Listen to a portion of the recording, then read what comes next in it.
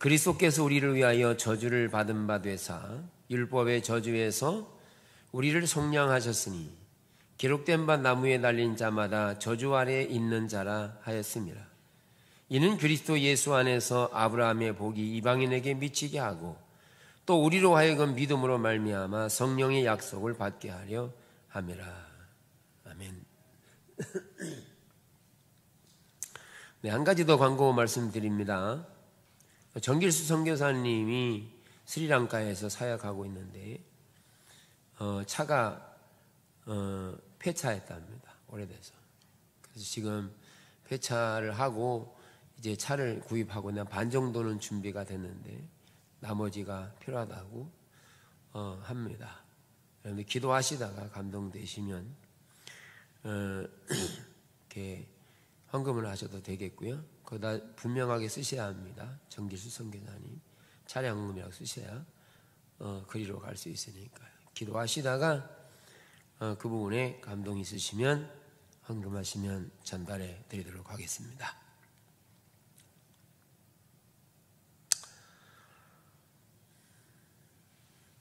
할렐루야. 반갑습니다. 네.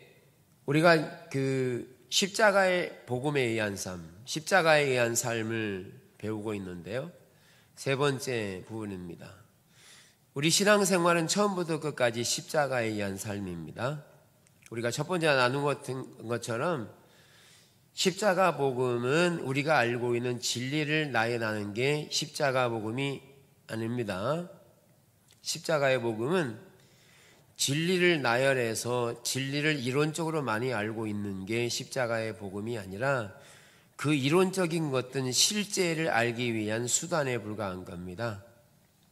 그래서 성경에 나와 있는 십자가에 관한 십자가 복음에 관한 내용들이 인격체이신 그분에게로 인도하기 때문에 우리는 인격체이신 예수님과 개인적인 관계를 통해서 십자가의 복음이신 주님을 만나게 되는 것이죠.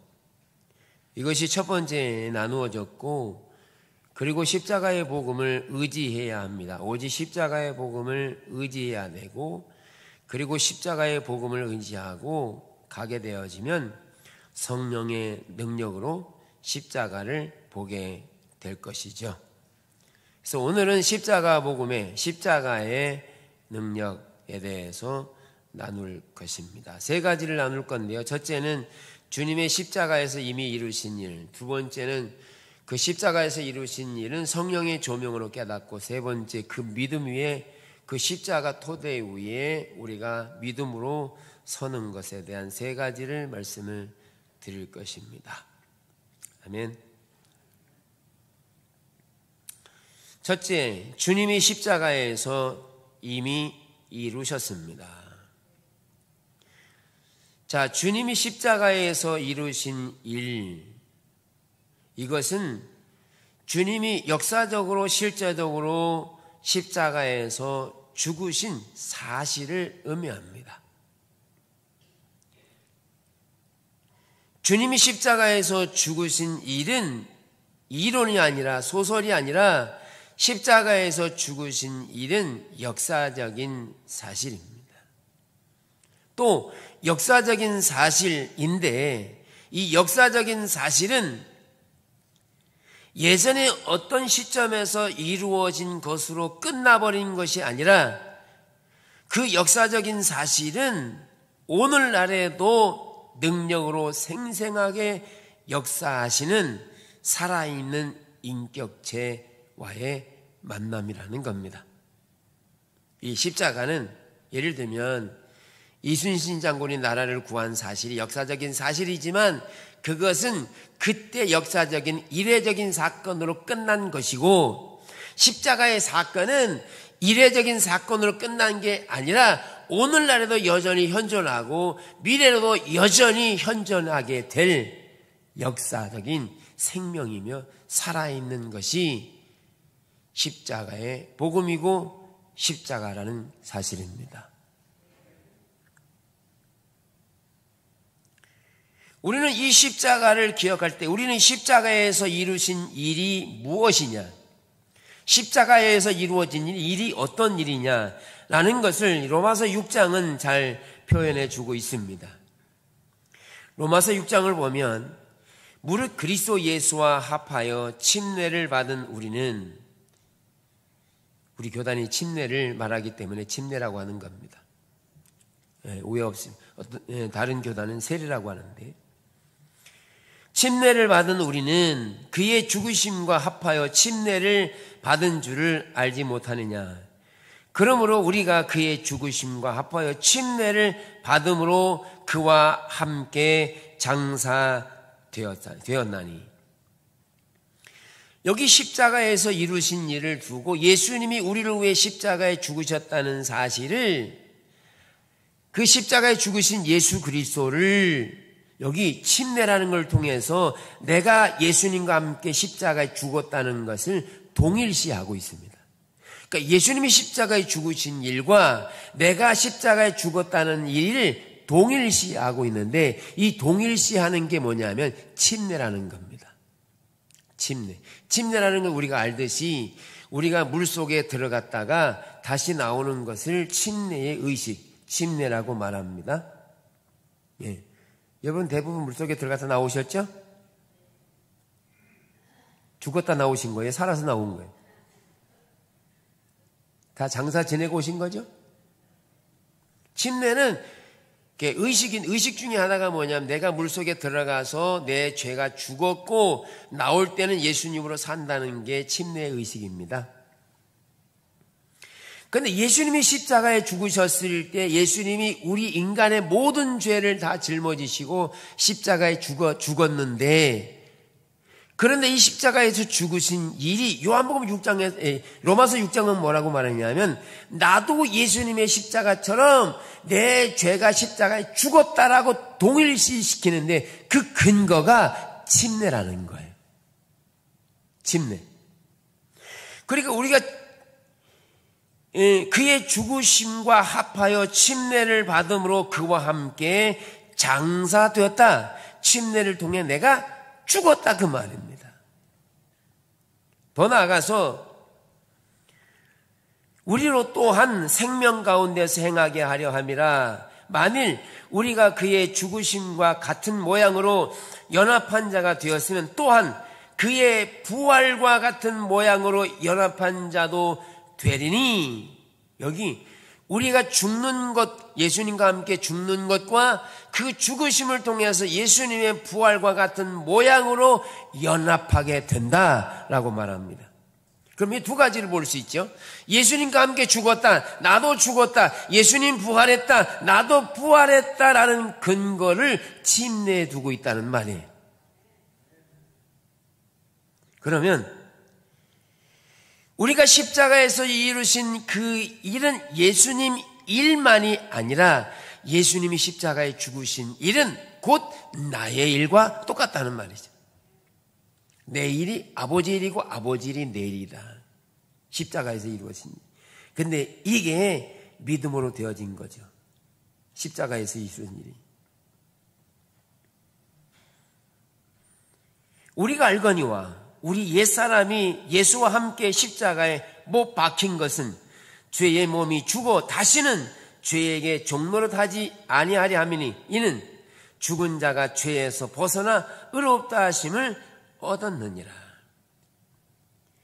그래서 예수님이 십자가에서 이루신 이 일이 예수님 자신을 위한 일이 아니라 우리를 위해 십자가에 죽으신 것이고, 그 십자가의 죽으심을 통해서 우리도 죽고 예수님의 부활을 통해 우리도 부활하는 것을 성경이 말하고 있음과 동시에 이것을 의라고 말합니다.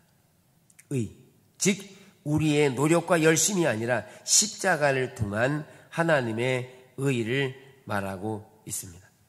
그래서 우선 여기 중요한 것은 예수님이 우리를 위해 죽으셨다는 말, 십자가에서 이루신 일이 무엇이냐? 침례라는 거예요. 이해되시죠? 예.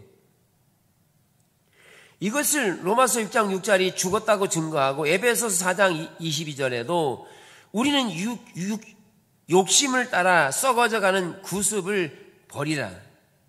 골로새 3장에서도 옛사람과 그 행위를 버리라 이렇게 말함으로써 우리의 유혹이나 육체의 소욕들, 죄의 욕심들, 옛사람의 그 모든 것들이 십자가에서 죽었다는 사실을 증거해 주고 있다. 그러면 질문합니다. 여러분들 죽었어요? 사셨어요? 죽었어요? 살았어요?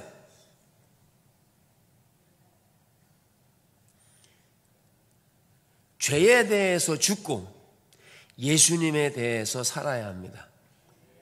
즉 죄에 대해 죽었다는 말은 예수님과 함께 침례를 받은 모든 사람들은 죄에 대해서 죽었기 때문에 죄에 대해서 반응할 수가 없다는 말입니다.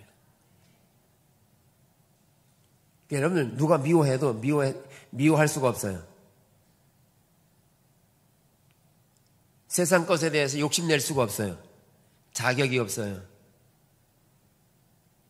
원망불평할 자격이 없어요.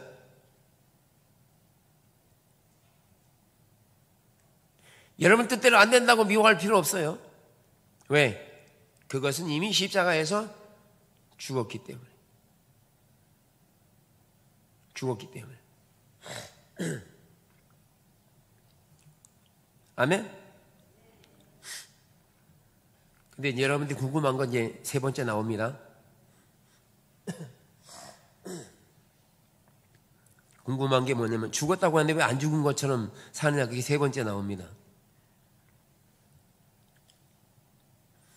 그래 예수와 함께 십자가에 못 박혔으면 고린도후서 5장에서는 누구든지 그리스도 안에 있으면 새로운 피조물이라 이전 것은 지나갔으니 보라 새 것이 되었도다.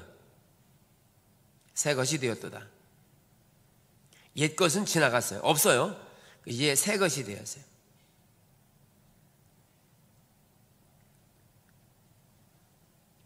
이제 우리는 그리스도 안에서 새로운 사람이 되었어요.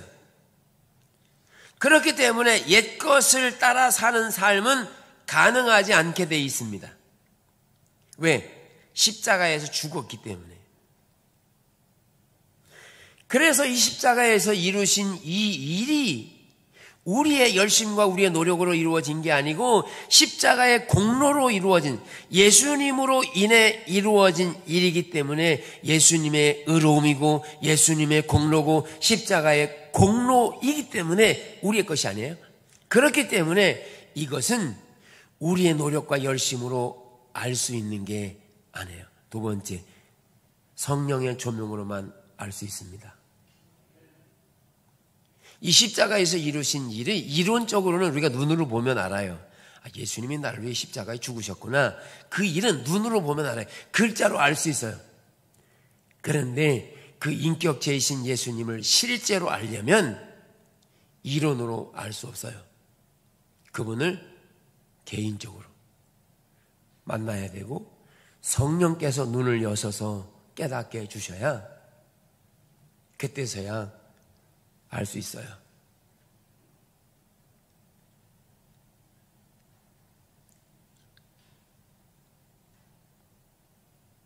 성령만이 우리의 눈을 여시고 성령만이 십자가에서 이루신 일을 깨닫게 할 수가 있습니다.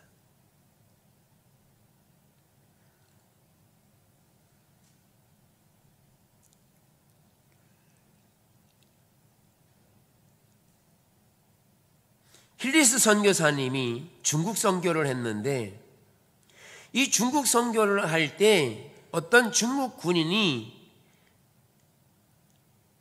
자기 아내를 치유해달라고 데리고 온 겁니다. 귀신이 들려가지고 자기 아내가 귀신 들려가지고 이렇게 삶이 피폐해지니까 그래서 힐리스 선교사님에 대한 소식을 듣고 병든 자도 고친다는 소식을 듣고 데리고 와서 고쳐달라고 한 겁니다.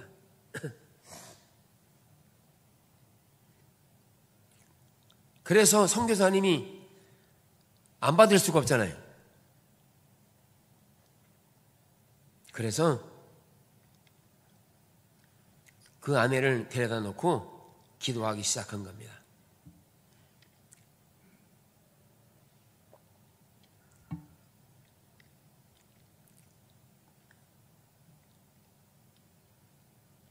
계속 기도하고 주님의 이름으로 말하고 하는데, 그런데 이 여인이 귀신기가 더 심한 겁니다. 소리를 지르고 괴성을 지르고 큰 소리를 하고 막 조롱하고 막 멸시하고 떼를 쓰고 막 기도하는데, 주님의 이름으로 명하는데도 귀신이 더 판을 치는 거죠.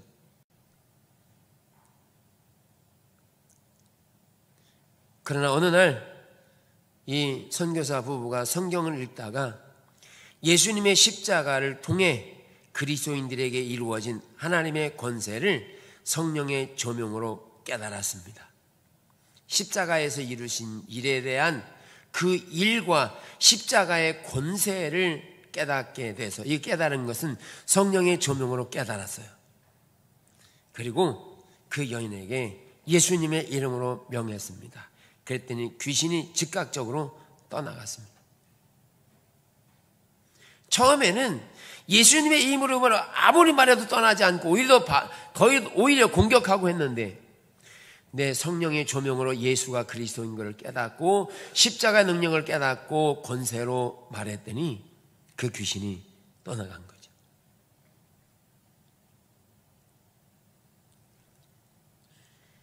성경에 나오는 사울의 예를 보면, 사울이 예수 믿는 사람들을 박해하던 사람이잖아요. 그래서 그날도 여지없이 예수 믿는 사람을 잡아 가두기 위해서 살기가 빈번해가지고 가는데, 어느 날 다메섹에서 영롱하게 하나님의 빛이 비추면서 예수 그리스도가 실제로 나타난 거죠. 그 인격제신 예수님께서 나타나셔서 그 빛으로 비추시는 빛에 눈이 멀고, 그리고 당신이 누구십니까? 라는 질문에 네가 핍박하는 예수가 나타난 거죠. 살아계신 예수가 성령의 조명으로 비춘 거죠.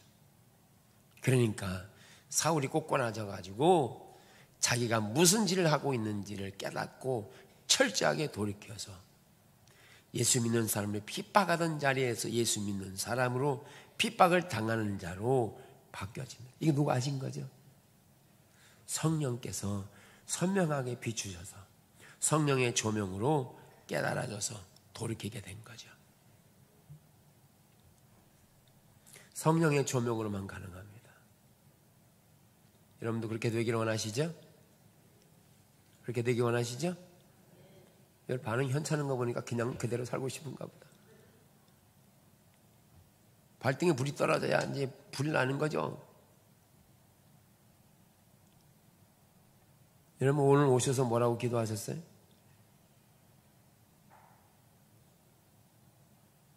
예배당에 오셔서 착 앉아서 뭐라고 기도하셨어요?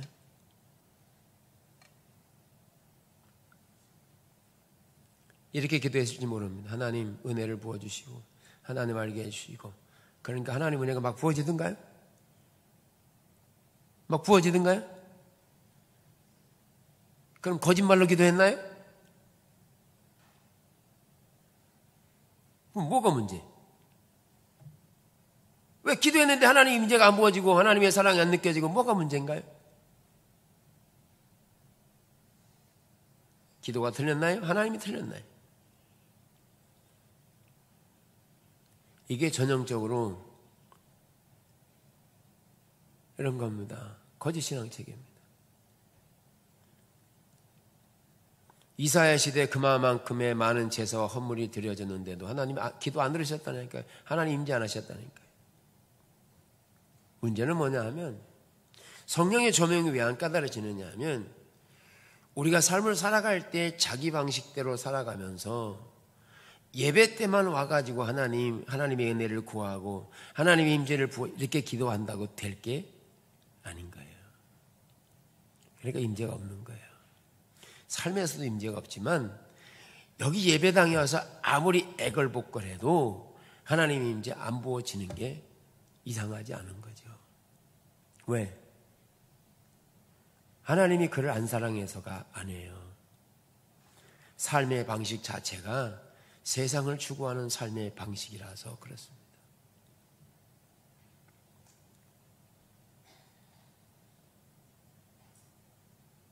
여러분들 여기 와서 예배당에 와서 예배 드리면서 아무리 하나님의 은혜를 구하고 하나님 임재를 구하고 여러분들 요구를 기도해도 잘 안 될 겁니다. 왜? 그분이 목적이 아니니까. 하나님만이 목적이 아니니까.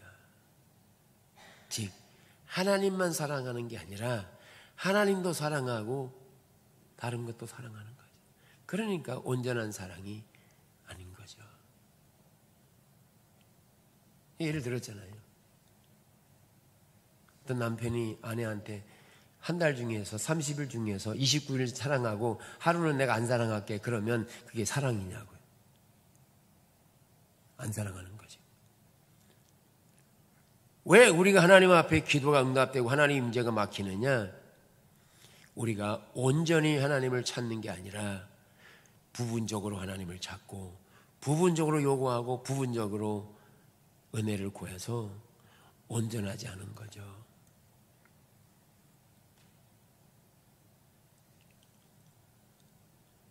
네.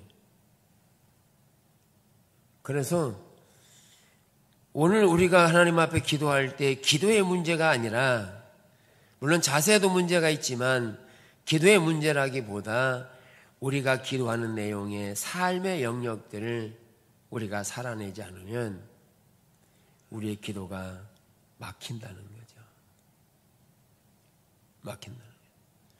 그래서 이러한 부분들은 예수님이 십자가에서 이루신 일, 그걸 깨닫기를 원할 때 성령께서 우리에게 조명으로 비추시는데 누구에게 비추시느냐? 그 주님만이 목적되는 삶을 구하고 찾는 그들에게 부으십니다. 그러니까 목적이 주님이 돼야죠. 네, 주님이 아니면 성령의 조명으로 발견되지 않습니다. 주님이 목적돼야 돼요. 내가 필요한 걸 채우기 위해서, 내가 문제를 만나서 그 문제 해결을 위해서 그분을 찾는 게 아니라 그분 자신이 목적이 돼야 하는 거죠.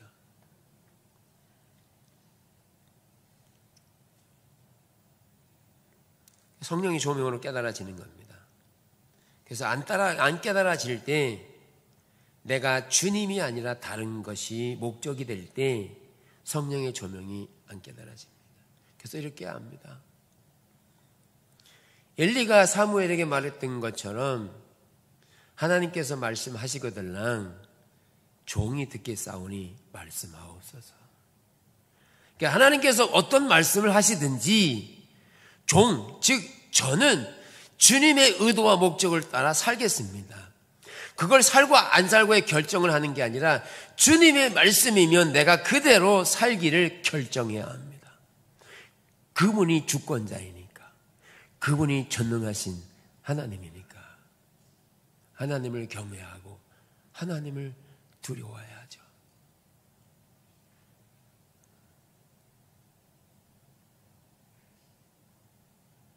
하나님은요 전능하신 분이세요. 하나님 두려워하셔야 합니다. 부자와 나사로에게 있어서 부자에게 그 수많은 재물을 한 번에 걷어가시는 분도 하나님이세요. 그 영혼을 도로 찾으셔서 그 많은 재물이 쓸모가 없어버리게 만드시는 분이 하나님이시고요.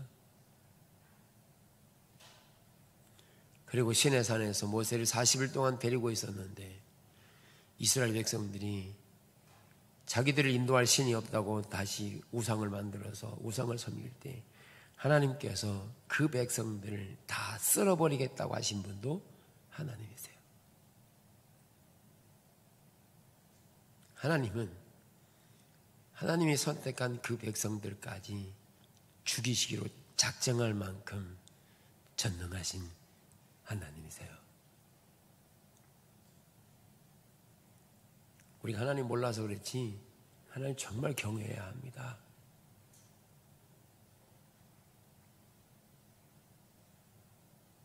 하루 강아지 범무송을 줄 모른다고 이제 출생 얼마 되지 않은 강아지가 호랑이 앞에서 수염 잡고 늘어지는 거죠.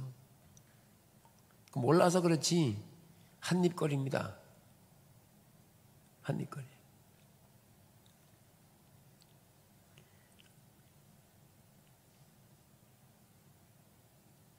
하나님을 경외해야 합니다. 이 땅에 있는 것이 옛사람의 본성인, 타락한 본성인 이 땅에 있는 것을 추구하면 추구할수록 하나님의 임재는 거두어집니다. 우리의 목적은 오로지 주님만이 유일한 목적 되는 게 창조의 원리입니다. 하나님만이 목적 되지 않습니다. 그래서 저는 우리가 서로 사랑하면 아픔도 고난도 기쁨도 함께 가지고 가야 한다고 믿습니다. 함께.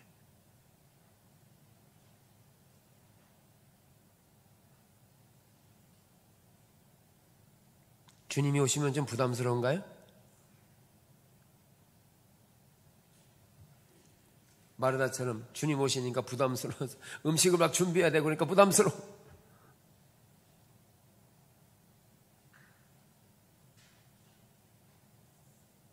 네, 지위 권한을 막론하고 누군가가 여러분들을 찾아온다면 기쁨과 사랑으로 함께 할 수 있는 사랑의 지체들이 되어야죠.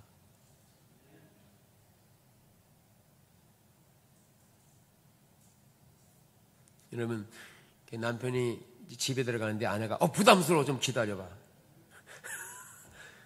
좀 화장도 좀 하고 뭐 이렇게 다 하고 좀 기다려. 부담스럽거든. 그래요? 아니요. 그냥 맞이할 수 있는 거예요. 부담이 묻은 부담이요.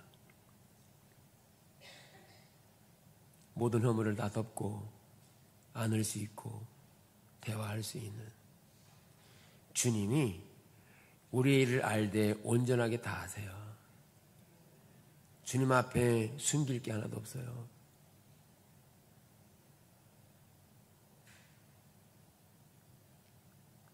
그래서 성령의 조명으로 깨닫고 우리는 깨달아야 되는데 그렇게 성령의 조명으로 깨달으려면 주님이 목적돼야 성령께서 비추시고 조명하십니다. 그러면 비추시지 말라고 해도 성령께서 비추세요. 주님의 길로 살라고만 마음 먹어도 하나님이 기다리지 않고 비추세요. 당신의 길과 목적을 비추세요. 수시로.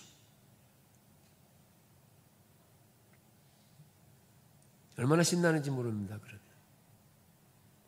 그러면 주님이 오시는 게 너무 감사하고 기쁘고 그분의 말씀이 내 안에 이루어지는 게 얼마나 기쁨이고 승리이며 힘인지 이런 것들을 알게 되는 거죠.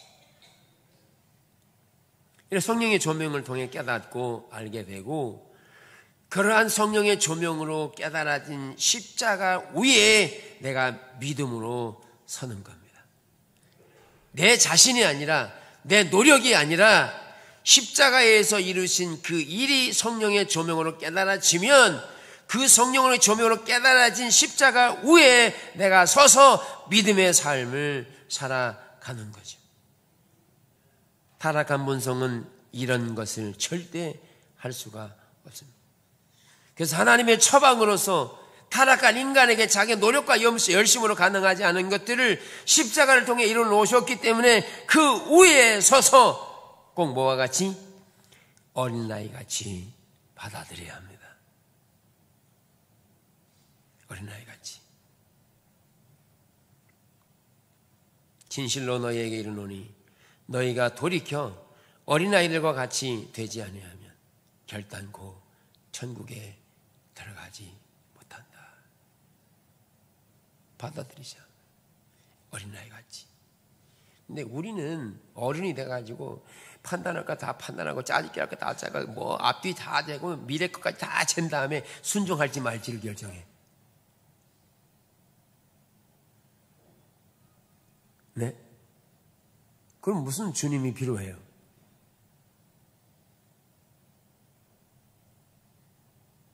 주님은 믿음으로 살려고 하는데 우리는 믿음으로 살기는커녕 어떻게 벌어서 어떻게 살 것을 다 예측하고 계획해서 일생을 잘 산다고 생각해요. 어린아이 같이 순수한 그대로 주님의 말씀을 그대로 받아들이는 겁니다. 믿음으로 선다는 말은 요한복음 6장의 말을 인용할 수 있습니다. 요한복음 6장 53절에서 예수님이 내 살과 내 피를 먹고 마시면 그로 인해서, 주님으로 인해서 산다, 이렇게 말씀하세요. 예수님으로 인해 산다. 즉 예수님과 함께 사는 것을 말합니다. 인자의 살을 먹지 아니하고 인자의 피를 마시지 아니하면 너희 속에 생명이 없느니라. 내 살을 먹고 내 피를 마시는 자는 영생을 가졌고 마지막 날에 내가 그를 다시 살리니 내 살은 참된 양식이요 내 피는 참된 음료로다. 내 살을 먹고 내 피를 마시는 자는 내 안에 거하고 나도 그의 안에 거하나니 살아계신 아버지께서 나를 보내심에 내가 아버지로 말미암아 사는 것 같이 나를 먹는 그 사람도 나로 말미암아 살리라. 예수님으로 인해 사는 삶이 우리 신앙의 삶이에요. 24시간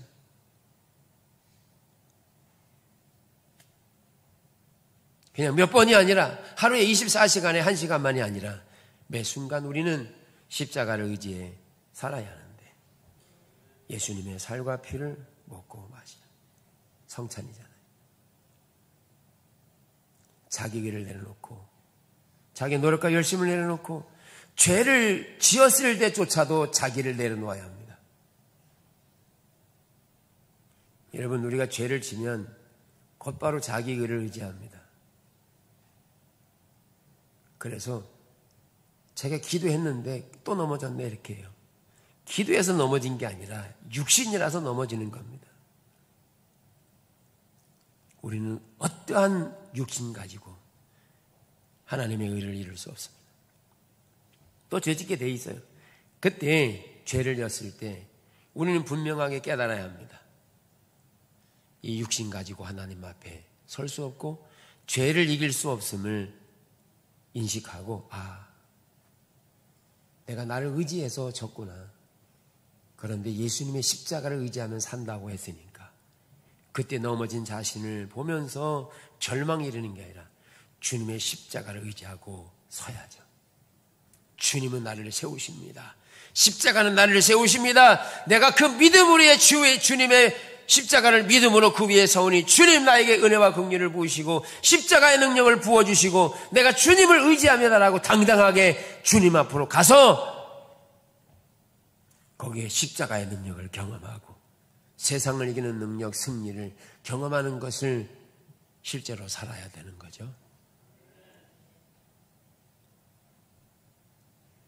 양보하지 마세요. 나에게 이르기를 내 은혜가 내게 족하도다. 이는 내 능력이 약한 데서 온전하여 짐이라 하신지라.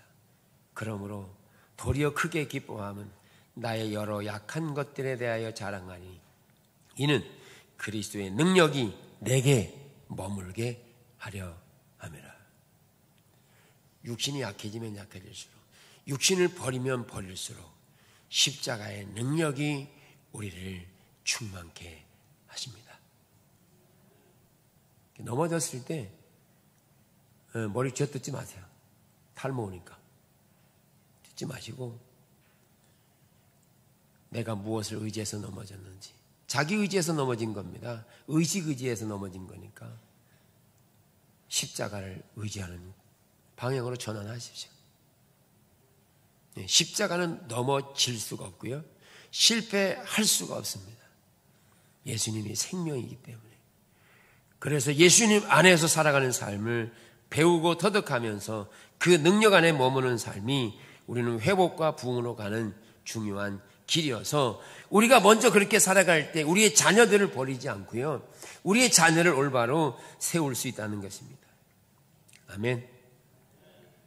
이런 십자가의 능력을 매일매일 경험하는 삶이 되시기를 축복합니다.